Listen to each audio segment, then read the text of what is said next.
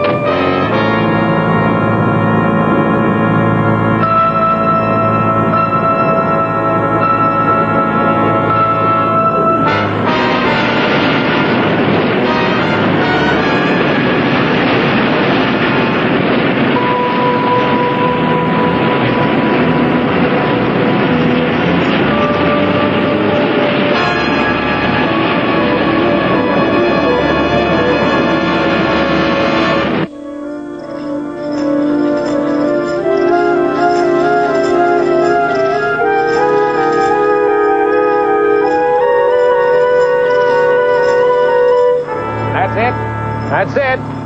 I saw them, and all I wanted to do was get to a phone. You believe me, don't you, Captain?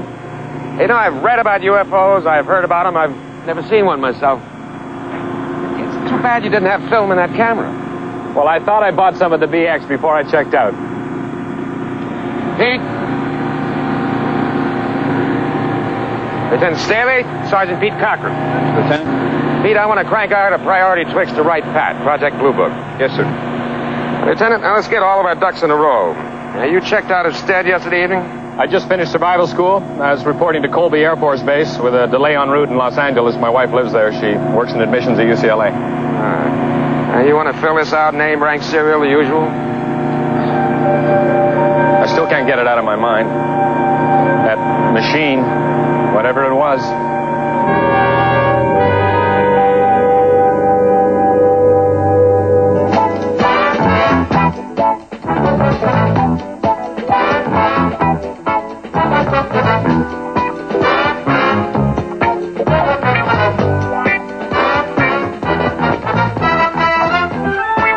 It's 1, 2, 3. 1, 2, 3. Make a move. Sergeant, you're not relaxed. I'm not. Now pay attention. You count 1, 2, 3. Over and out. Heaven will have to wait, Sergeant. Story of my life, Major. Wendy, this is Major Gatlin. He's my, I work for Harry, Wendy, and we have an emergency on our hands. Oh, Harry, you were just getting on to it. We're hitching a ride to Colby Air Force Base. Leaves right pat in 40 minutes. You've got such natural ability. I've never danced with anyone like you. Right, nice of you, ma'am. Thank you.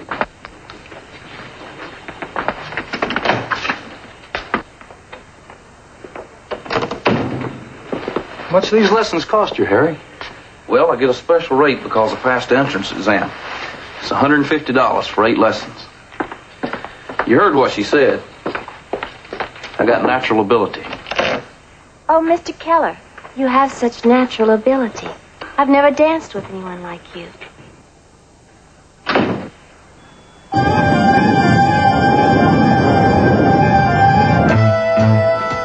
Does Lieutenant Staley's 201 tell us anything? Went to Stanford, ROTC program, communications major. Graduated with honors, called to active duty upon graduation. Regular commission? No, reserve. Goes off active duty in July. Jet qualified.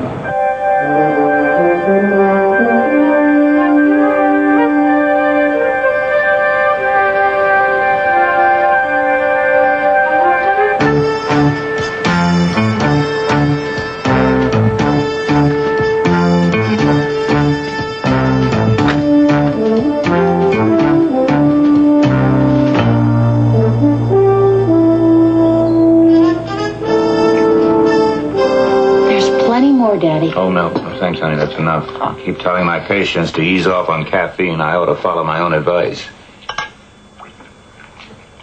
You know, when I was in the Air Corps, 9:30 hours meant just that. Well, I hope they get here. I'd like to get this thing cleared up. Project Blue Book. Any bets?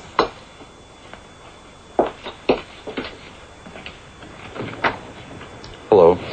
I'm Major Gatlin. This is Sergeant Fitz, Foreign Technology Division, Project Blue Book. We have an appointment with Lieutenant Paul Staley. I'm Mrs. Cynthia Staley. Won't you come in? Thank you.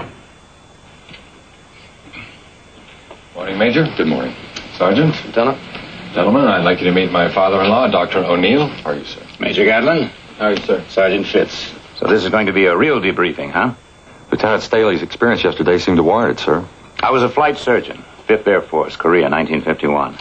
That's so. Where the debrief became sophisticated, Sergeant. Goodbye, Daddy. Good to see you. Don't get started on the Wild Blue Yonder now. Bye, honey. I'll see you out. Why don't you call me at UCLA when you're finished? Gentlemen, have a seat. I trust there are no objections while I sit with my son-in-law while you explore this situation. Well, actually, sir, there are some advantages to privacy in these matters. I anticipated you might say that, Major, so I phoned my old friend Lieutenant General Thompson in San Francisco. And Tommy has suggested, informally, of course, that I be present, professionally. As a colonel in the reserve, you see, I've kept up with the literature of flight medicine, the psychological aspects of UFO reports, been a consultant. If you want to verify this communication. Well, I don't think we need any verification on it, sir, and I certainly have no objections as long as the lieutenant doesn't. I didn't realize you'd contacted General Thompson about this, Colonel. I didn't want to bother you, Paul. Lieutenant, shall we get started? Right away. Lieutenant Staley, who have you talked to about this episode outside of Captain Selvage at the weather station? Only my wife. I drove straight through as soon as I'd reported to Captain Selvage. Cynthia was asleep, but she got up, made me something to eat, and, well, we talked for hours about that, about the survival school, but yes, I told her everything. You haven't talked to anyone else? No, sir. The communication from ATIC was very explicit. No one else, not even Colonel O'Neill. Curious as I am, of course. When Paul phoned me to say he'd arrived home, he did say he had had an encounter, but that was all. You can appreciate my interest, personally and professionally. Just turn the recorder on. Yes, sir. Recording, sir. An interview with First Lieutenant Paul Staley, serial 570-148385. 09:45 hours, May 20, Los Angeles, California. Regarding sighting of possible UFOs the morning of May 19. Reference ATIC 5993. Present are Lieutenant Paul Staley, Dr. O'Neill, Colonel, Air Force Reserve. Sergeant Harry Fitz, Major J. Gatlin. Before we start, Major, what is the disposition of these tapes as far as Project Blue Book is concerned? Those tapes are for Air Force files only, Colonel. Very good. Lieutenant, the Gold Bar teletype stated you checked out of Stead immediately after your group had completed its survival course. Is that correct? Yes, sir. I was in a hurry to check out and get home. I don't know what the others did. I figured there's no point in sticking around. I had a car. I figured I could stop by the side of the road any time if I got tired, so I packed my bags.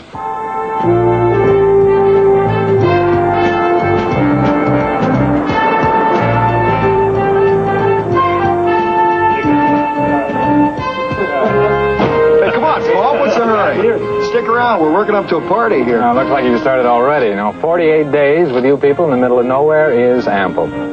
I got my traveling orders as of now, and this kid is traveling. And my flight bag?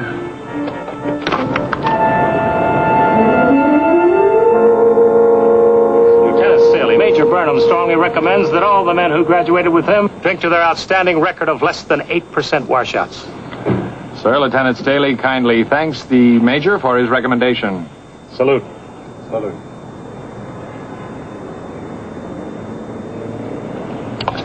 See y'all somewhere, you guys. If I can survive this course in this bunch, I can survive anything. Nice guy. And a bright guy. Why would he want to be a civilian?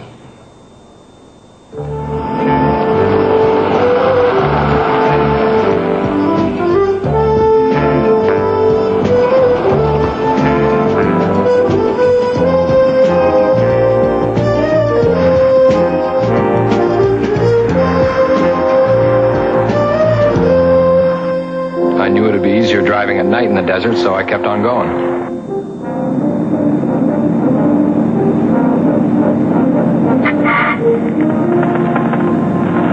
But it finally caught up with me, I guess. Road hypnosis or just being tired. And with that, we bring a close to our evening's broadcast. KKAC, signing off at 3 a.m. Mountain Standard Time.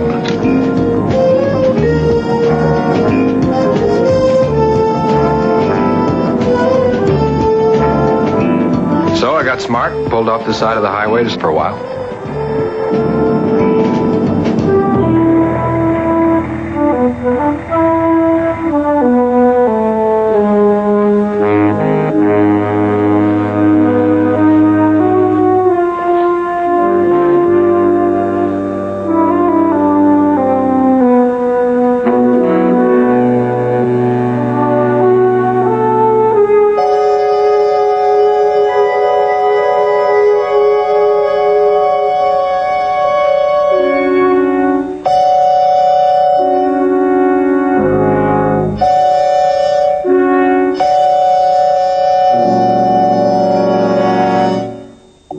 Up about 06:25, I checked my watch. I was stiff, of course, but I'd had a good sleep considering. I just wanted to get somewhere to wash, have breakfast. I was doing 55 or 60, I guess. Any other cars on the road? Last couple hours that night, didn't see one car. Next morning, definitely not. I remember I was going around this big curve when all of a sudden the engine quit. The radio went off, too. The whole electrical system went dead. I knew I wasn't out of gas. I coasted to a stop, and I was trying to get it started again. I was just getting out to look under the hood when I saw them. It's funny, the first thing I thought of, I said, "Paul, you idiot, you're dreaming. You're not awake yet."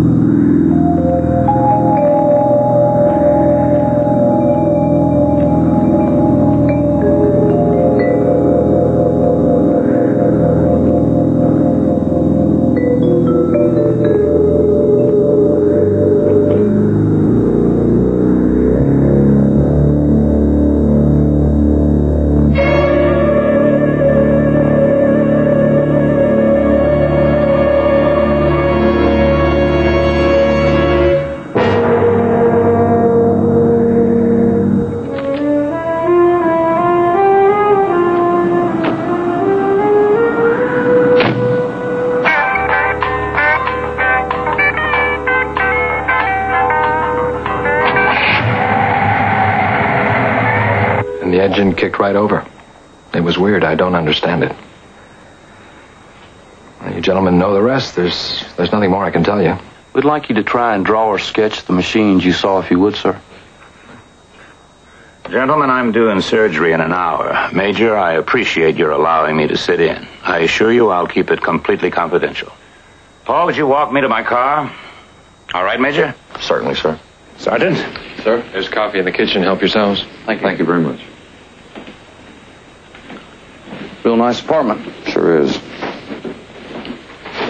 How do you want yours? Black, thanks. Interesting. Mage, take a look at this.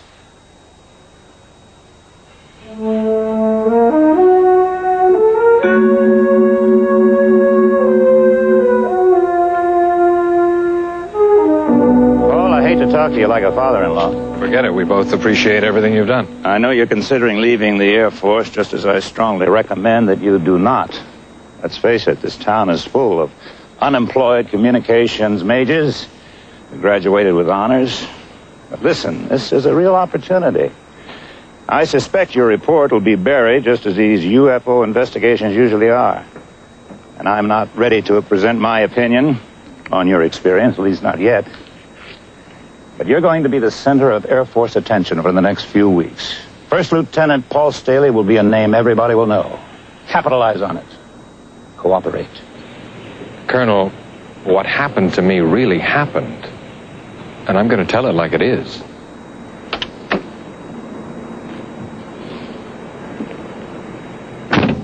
Play your cards right. Use this.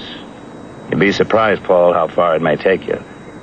Who knows, maybe you'll find the Air Force is a full-time career for you after all. I've got a good chance at a job in Denver. Have you accepted yet? No, sir. Don't. I have to let them know pretty soon. Maybe you owe Cynthia a little more security than a civilian job could give her. Did you ever think about that, Paul? I know what you mean. Neither of us want Cynthia to be working, and she won't have to. But look, first, I'm reporting what I saw, no more and no less. And second, a great many people have seen UFOs, and what good has it done them? Why do you suppose they'd fly a major out here? Why clamp this lid of secrecy on you? Paul, I've been following UFOs since it was called the Air Corps, and pilots call those funny things out in space Foo Fighters. But you're something special, a qualified Air Force pilot who claims to have established contact with UFOs on the ground. Do you realize that? You're unique, Lieutenant.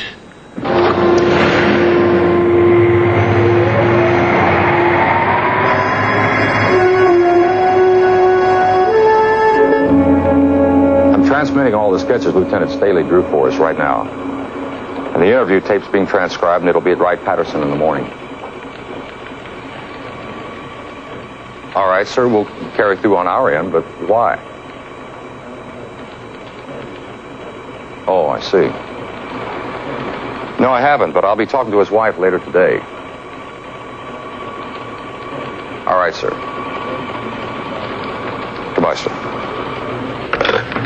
That was right, Pat. Base commander out of Colby's convening a hearing board next week. Why? Lieutenant Paul Staley requested it.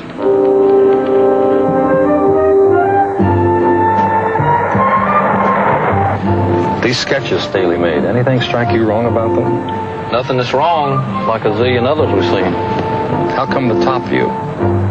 You lost me, Major. Lieutenant Staley was specific. He walked up close to within 50 yards, he said. Then they flew directly over his head. Staley didn't give us any view of the undersides of the machines. No, sir, he didn't. How did he know what they looked like from the top?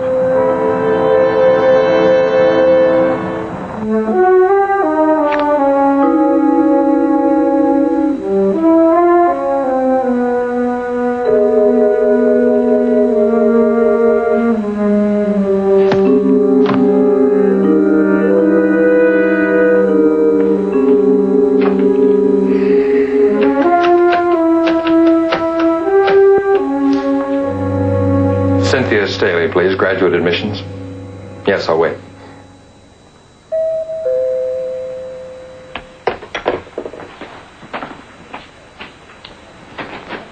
Yes. Lieutenant Paul Staley, please. I'm Lieutenant Staley. Personal and urgent, sir. You sign here, please.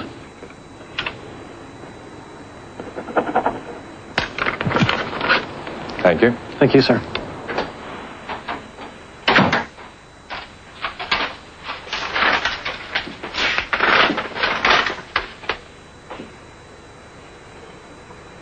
Good.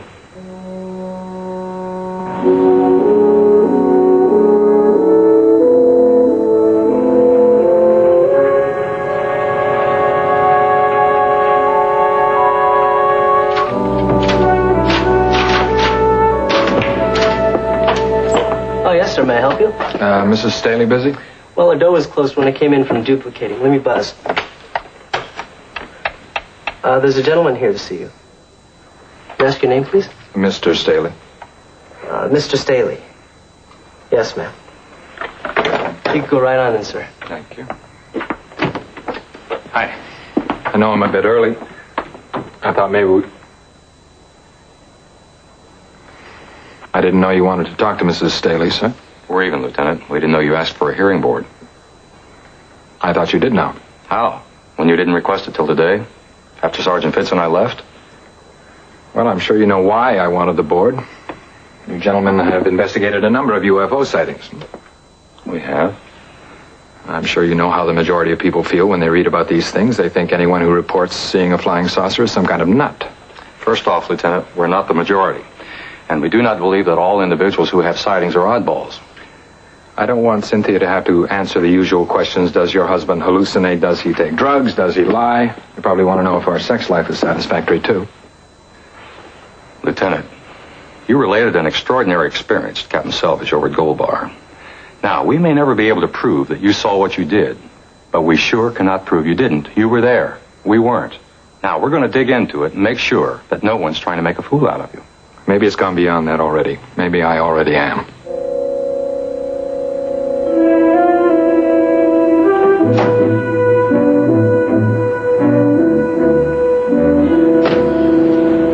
We're early. We'll have to wait at the bar for our table. I could use something tall and cool. We'll be there in time. That hearing board you talked about in my office this afternoon? Mm-hmm. What's that all about? I want the Air Force to understand that I really saw those machines. And the hearing board makes it official? Only that I'll be on the record more officially than I am now. This thing has really gotten to you, hasn't it? You didn't see what I saw, Cynthia. I doubt if anyone will ever really believe me, but I'm sure as hell going to try. Well, what if they don't? You don't believe me, do you?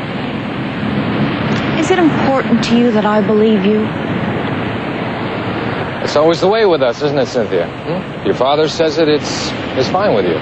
But if I have a problem, as long as the two of you work it out to your satisfaction, everything is okay. Why do we always have to go through this, Paul? Why? I mean, it's no secret that you've always resented Daddy. That's not true. I have a great deal of respect for him. I just wish he would let us lead our own lives. I think he does. I don't. Okay, what's next? You pack up and move to a hotel again like you did 3 months ago? No, not this time, Cynthia. Look, let's not talk about it anymore, okay? Let's just be grateful that we've got some extra time to spend together tonight, okay?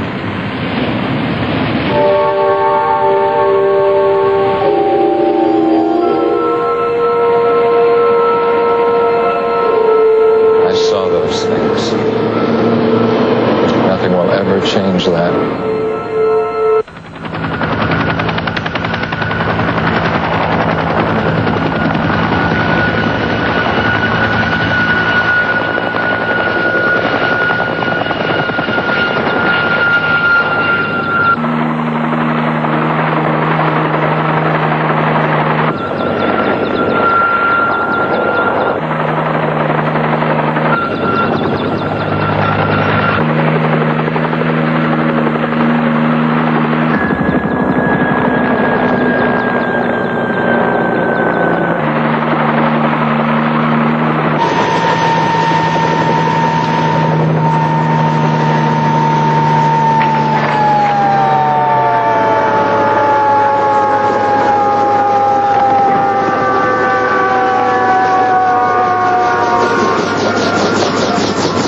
This is it. That's very close, yeah.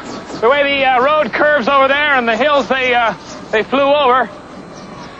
I think it may be a few yards further down there, Major. All right.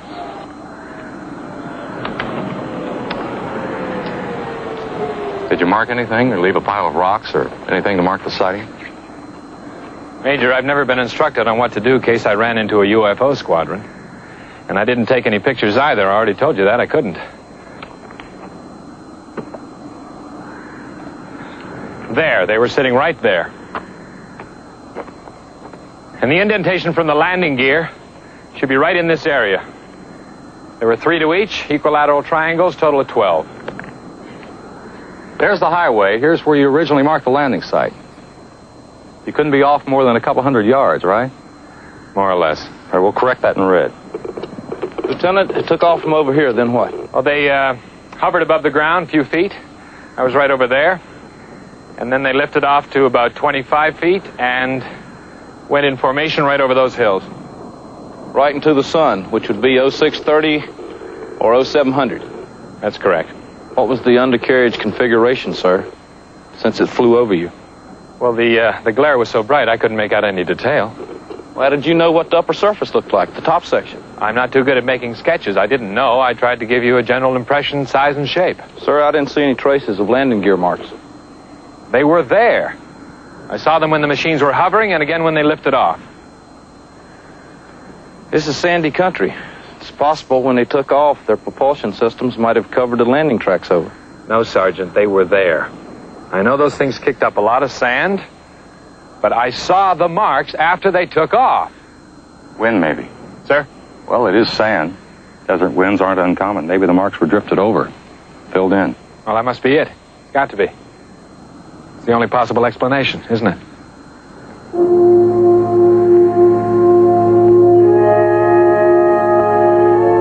Yeah, I know. No physical evidence. No fuel residue, no piece of hardware, nothing. How am I ever going to prove this? What more can I tell you? He completed the course in excellent physical condition, mentally alert. He's one of the best young officers I've ever trained. His 201 proves that, doesn't it, Major? Particularly the way I graded him. Top 10%. Yes, sir, we noticed that. Would you consider him capable of falsifying an official report? Oh, not on your life. No way. Was he a practical joker? Not for 7 weeks. Not taking this course. Have you been through yet, Major? I come up in November. What I was getting at is, could you accept the proposition that this sighting of his might be a hoax? Well, I don't happen to believe in UFOs myself. But if Paul Staley said he saw some, I believe him. Just one more question, sir. This one's personal. Is this survival course really as tough as we hear, sir? Even in the latrines, Sergeant.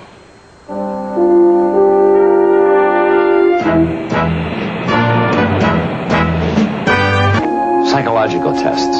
Complete exposure of your background file, which, as you know, is strictly your business in the military complex. Yes, sir, I've considered all that. All right. Here's the list of the people on your hearing board. Any objections? There's possibly one name. Dr. O'Neill. Yes, sir, he's my father-in-law. We know that. Well, do you consider that proper? You tell us. Well, if his presence will in any way affect the outcome of the hearing, no, sir, I don't consider it proper. Well, we've never made use of Dr. O'Neill's expertise here on this base, but his name came up in normal rotation, and he comes to us highly recommended. But I repeat, if you have any objections, we'll replace him. No, sir. If you have none, then I have none. Any other names on the list? No, sir, I don't know anybody else. Fine. The hearing will be convened at 1400 hours on the 27th. Yes, sir. You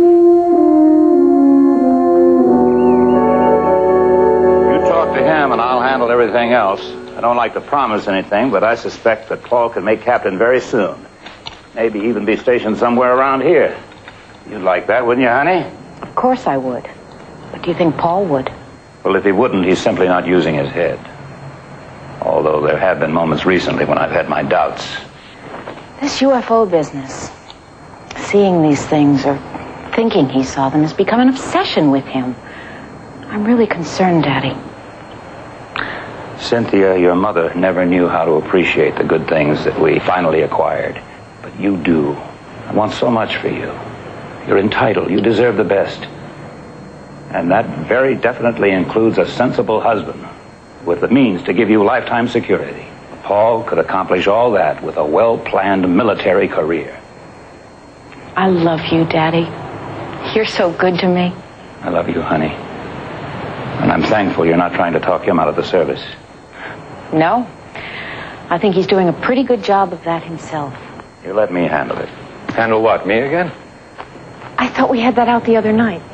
Adequately enough, I guess. What's new, Paul? I thought you might tell me. I don't know that I understand that. The hearing board. Oh, that. Yes, that. Well, I meant to tell you when the notification came and just slipped my mind. Well, I didn't mean to push it. I'm sure you both know how important the hearing is to me. To all of us, Paul. I wouldn't want to trace it anything that smacked of dishonesty. Paul, you know Daddy better than that. I'm sorry. Well, anyway, I have some good news. I talked to Denver today, and I have that job at KKAC as a news reporter if I can be there by August the 1st, and I can. It's just about the time when you have to extend your tour of active duty, isn't it? It was, but I already told them thanks, but no thanks. I've done my 7 years. I want to be a civilian. You're making a mistake. Well, I don't think so. If Cynthia will have me, I'd like to spend more of my life with her. Well, I can't say I blame you for that. Well, I'm glad we're all agreed then. Why not? It's your life.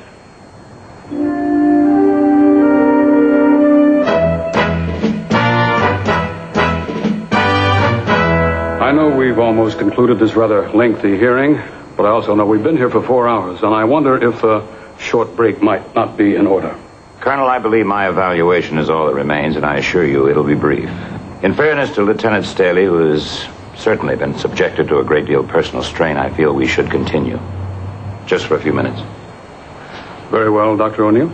The psychological profile developed by Major Evelyn Lake unquestionably presents the lieutenant as an intelligent, reasonable officer. His record is exemplary. He's just completed one of the Air Force's most difficult courses with its known physical and mental demands. I refer to the survival course. In many ways, then, Lieutenant Staley is not the typical individual who is reported sighting UFOs. Just as his encounter on the ground at close range is far from typical. In fact, it is most certainly unique in the many thousands of cases that have been investigated. Let's begin with that survival school course and his completing it on 18 May last. He had to be plagued with complete physical and mental exhaustion, as everyone who completes the course is. Nevertheless, Lieutenant Staley decided to drive straight through, almost 600 miles. Strange decision, at best, in view of his fatigued condition. Perhaps that is precisely what caused his temporary loss of memory. Example, in his interview with Major Gatman, Lieutenant Staley declared he'd had no drinks, no intoxicants, no alcohol. Although Major Burnham reported from the base, you'll find this on teletype of 22 May last, that everybody was having a couple of drinks. And Burnham actually gave at least one to Lieutenant Staley personally. If the lieutenant forgot one drink, perhaps he forgot two. Or even three. So, completely exhausted, Lieutenant Staley does not drive a couple of hours and sleep in a motel. No, he continues driving until he suddenly finds himself running off the highway. A confused mental state, to say the least. Then the pulling out onto the road at dawn, the complete, fantastic loss of power of his automobile. As he put it, obviously caused by some strange electromagnetic force in the vicinity. And then, there they are. The flying saucers. This officer, trained for 3 years to recognize dials, gauges, structural configurations with better than 20/20 vision. And all he can recall are a group of strange machines. 4 of them octagonal in configuration. Oh, he did recall in some detail what the top of those space machines looked like. It's his drawing number 7 in AF-112. Although he admits he never saw the top. I think it interesting that his descriptions are identical to the cliché descriptions in all of the patterned flying saucer reports. Lieutenant Staley's account is clearly fraught with inconsistencies. That he bought film, but forgot it. trained observer, he made no effort to definitely record his location. Lieutenant Staley will be eligible for discharge on 14 July this year. His academic training and education, generously supplied by the United States Air Force, complete with a degree in modern communications, were all directed towards a television career and on-camera performing. He has stated that on completion of his reserve tour in the Air Force, he will associate himself with a television station or network. And if he has kept his thumb on TV's pulse, and a clever, ambitious man certainly would, he knows the great public interest in flying saucers and UFOs. The lieutenant's library boasts in excess of a dozen books about flying saucers, almost all of them describing translucent domes, bright metal skins emitting lights, all without specifics. I submit to this hearing board that Lieutenant Paul Staley's own credibility is far less than most of these quick-buck, supercilious authors of the bilge he has cluttered his mind with. The lieutenant is a totally unreliable witness. His so-called sighting is high fiction. And why? Because of the lucrative opportunities and the sensational interest in his appearing as a TV commentator, as an eyewitness who has seen UFOs up close. He is aware that there is no better way to enter his chosen civilian profession than with a dramatic announcement that he is the only unimpeachable person, a qualified observer, an ex-Air Force pilot to have seen and actually made contact with flying saucers. There may be other motives as well for this fanciful report. I am fully aware of the obvious, crass commercial motives. I'm sure you are too.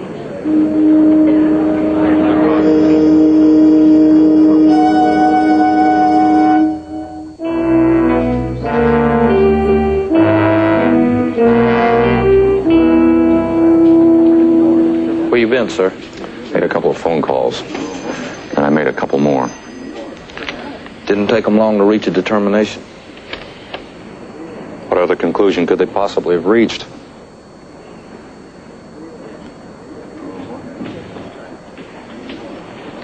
Little going away present from your father?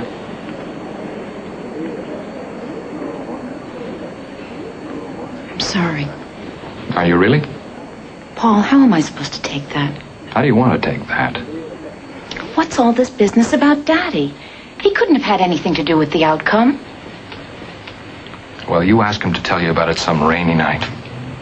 He's very good at war stories. I've had about enough of them, but you were raised on them. Paul, I wish you'd stop talking in circles. Well, we've been heading in this direction for quite some time, haven't we, Cynthia? Now's as good a time as any. From here on in, who's it going to be, me or your father? This is neither the time nor the place to discuss this. This is the precise time and the precise place to discuss it. You're serious, aren't you? All right. If you were faced with a choice, how would you make it? I was in that hearing room today, and I made it. Well, I can't. And I don't see any reason why I should have to. We just have to talk about this. It all got said in there.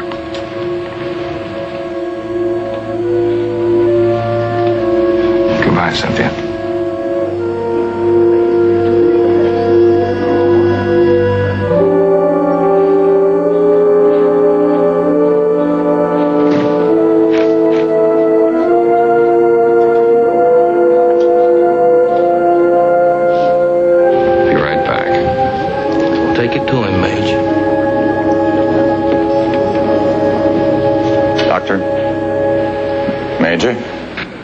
Give you the Academy Award for your performance in there. Take it easy, Major Gatlin. Like you did with Staley?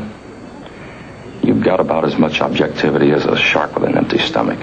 Easy, Major. I've been involved in this project for a number of years, and I've never witnessed a more thorough job of character assassination.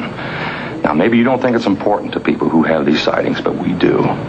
Some of them tell us they've seen what they believe are unidentified flying objects. That's what put us in business. To try to identify. You know the ground rules of Blue Book as well as I do. Now, I don't know what your reasons were for that travesty in there, but I do know that you've slapped a label on one young man. He's going to wear the rest of his life. 6 Air Force officers of high rank made this determination, Major, and it stands. We believe Lieutenant Staley tried to perpetuate a hoax, a pure hoax. And you're right, I know my Blue Book history. Enough to know you've dealt with a good number of these. Only when they were thoroughly proven to be such, and this one is not. I'll tell you, O'Neill, we're going to dig into this. We'll pull up an answer, too, as to what motivated you today. And in the meantime, the Air Force won't be needing your services anymore in this field. You're making command decisions now, are you? No, sir. Headquarters Air Force. Very well, Major, but I called it as I saw it. Now, what would you have done if you were me? Can I wait a while before I'm you?